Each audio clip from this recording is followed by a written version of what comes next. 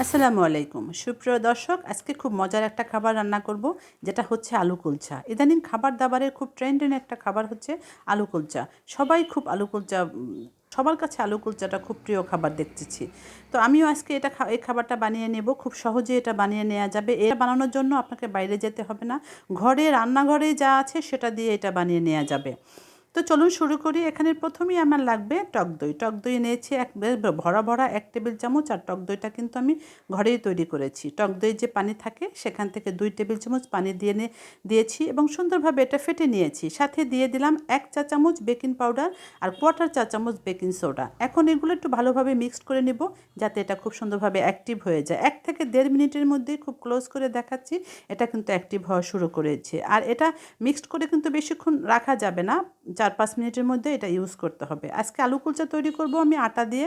1.5 cup আটা নিয়েছি, স্বাদমতো লবণও দিয়ে দিলাম আর 1 চা চামচ দিয়ে দেবো এখানে চিনি। চিনিটা দিলে কিন্তু টেস্টটা ভালো হয়। গলানো বাটার দিয়ে দিলাম। এখানে আমি 1 টেবিল চামচ, বাটারের পরিবর্তে কিন্তু আপনি সয়াবিন তেল দিতে পারেন, সেটাও কিন্তু খুব ভালো লাগে। আর ঘি দিলেও কিন্তু অন্যরকম একটা টেস্ট হয়। সব কিছু বেশ ভালোভাবে মিশিয়ে নিয়েছি। তারপরে এখানে দিয়ে দিলাম সেই যে টক দইয়ের মিশ্রণটি রেখেছি সেটা। টক দইয়ের সাথে আটাগুলো বেশ ভালোভাবে মিশিয়ে নিতে হবে, যতক্ষণ না পর্যন্ত প্রতিটা আটার গায়ে টক দইটা না লাগে। যখন দেখলাম সুন্দরভাবে মিক্সড হয়ে গেছে, তখন আমি অল্প অল্প পানি দিয়ে একটা ডো তৈরি করব। এটা হবে রুটি পরোটার মতোই, অথবা তার চাইতেই আরেকটু নরম। তো এরকম মেখে নেওয়ার পরে আমি এটা আবার একটু রেস্টে রেখে দিলাম 30 মিনিটের জন্য। সুন্দরভাবে অ্যাক্টিভ হয়ে যাবে। এখানে বড় একটা আলু নিয়েছি, যেটা আলু কুলচার মেইন একটা ইনগ্রেডিয়েন্টস। আলুটা আমি একটু গ্রেট করে নিয়েছি, সাথে দিয়ে দিলাম স্বাদমতো লবণ, 1 চা চামচ দিয়ে দিলাম চিলি ফ্লেক্স, আর পেঁয়াজ বেরেস্তা দিয়ে দিলাম 1 টেবিল চামচের মতো। চাইলে আপনি কাঁচা পেঁয়াজও দিতে পারেন। ভাজা ভাজা জিরার গুঁড়া দিয়ে দিলাম এখানে 1 চা চামচ, আর 1 চা চামচ দিয়ে দিলাম ঘি। এখন এগুলো আবার একটু সুন্দরভাবে হাত দিয়ে মিশিয়ে নেব, যেরকম আলু ভর্তা করি ঠিক এরকম করে ভর্তা করে নেব। আধা ঘন্টা করে পরে ফিরে আসছি। আটাটা কিন্তু খুব সুন্দরভাবে সফট হয়েছে আর খুব আঠালো হয়েছে। ঠিক এরকম একটা ডোই কিন্তু প্রয়োজন আলু কুলচা তৈরি করার জন্য। শক্ত ডো দিয়ে কিন্তু আলু কুলচা সুন্দর হবে না, আর এটা ফুলবেও না, সফটও হবে না। আমি আরেকটু ময়াম দিয়ে এটাকে 4 ভাগ করে নিয়েছি। যদি আপনি চান এখান থেকে 5টা করবেন, সেটাও ঠিক আছে, তখন ছোট হবে। আমি যেহেতু 4টা করেছি, এটা কিন্তু মিডিয়াম সাইজ হয়েছে। আবার 3টা করলেও বেশি বড় হয়ে যাবে। তো 5টার বেশি কিন্তু এখানে করা যাবে না। 4টা লিচি কেটে আমি একটু একটু ছড়িয়ে নিয়েছি হাত দিয়ে। তারপরে সেই যে আলু যে মিশ্রণ করেছি, সেই আলুটা এখানে মাঝখানে দিয়ে দেব। আসলে এখন যে প্রসেসটা করব, এটা হচ্ছে আলু পুরি, আলু পরাটা, ঠিক একই রকমের সিস্টেম। এইভাবে মাঝখানে আলুটা দিয়ে আমি বেশ ভালোভাবে মুখটা সেল করে দেব। একটু সাইড থেকে টেনে টেনে তুলে নিয়ে মুখটা সেল করে দেব এবং একটু ঘুরিয়ে আটকে দেব, তা না হলে কিন্তু এটা খুলে যাবে।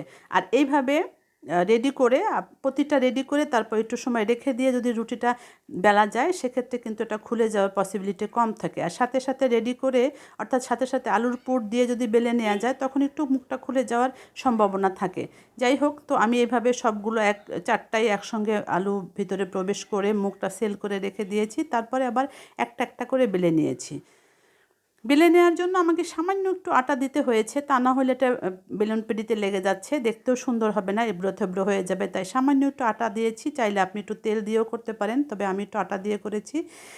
যখন একটু বড় হওয়ার পরে উপর দিয়ে দিয়ে দিলাম সাদা তিল, কালো জিরা, আর দিয়ে দেবো কিছুটা চিলি ফ্লেক্স। এটা আসলে দেখার সৌন্দর্য, আর কিছু না। চাইলে আপনি এখানে ধনেপাতা কুচিও দিতে পারেন, সেটাও কিন্তু খুব সুন্দর দেখায়, খেতেও ভালো লাগে। আর এই যে আমি যা দিয়েছি তিল, কালো জিরা, চিলি ফ্লেক্স, এটাও কিন্তু বেশ সুন্দর একটা ফ্লেভার আসে, খেতেও মন্দ হয় না। আমি বেলুন দিয়ে এটা আরেকটু আটকে দিয়েছি।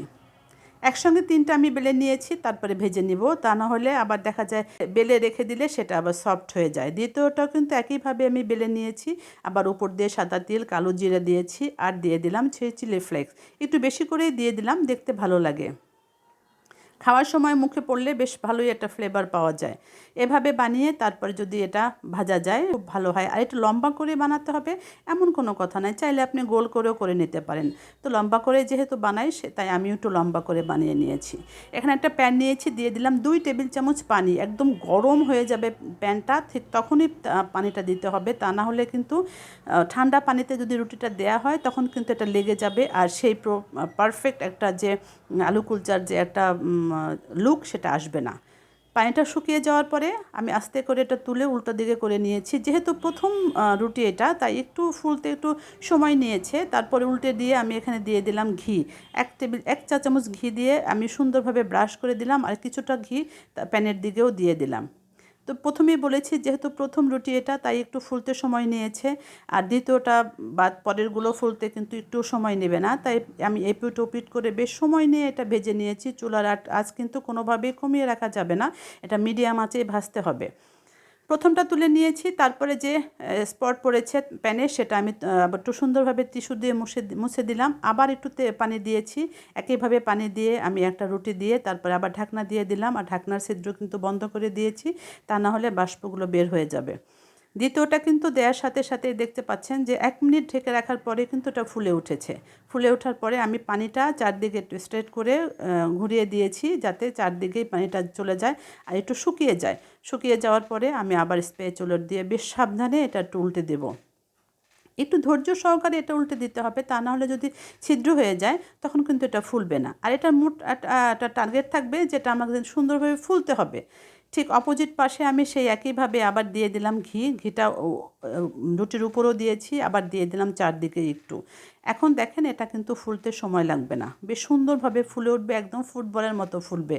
আর এখানে যে ঘি দিতে হবে এমন কোনো ব্যাপার না, চাইলে সয়াবিন তেল অথবা বাটারও দেওয়া যায়। ঘি দিলে একটু বেশি টেস্ট হয়, বেশি ফ্লেভার আসে, এটাই যা।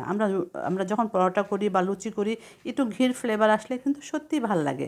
তো দেখতেই পাচ্ছেন এটা কিন্তু সত্যিই একদম ফুটবল হয়ে গিয়েছে। আর ফুললে আসলে দেখতেও ভালো লাগে, ভাজতেও ভালো লাগে।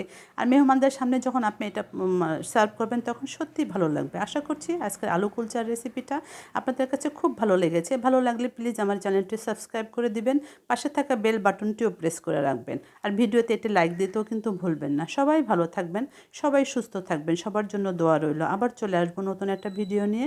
সেই পর্যন্ত আল্লাহ হাফেজ।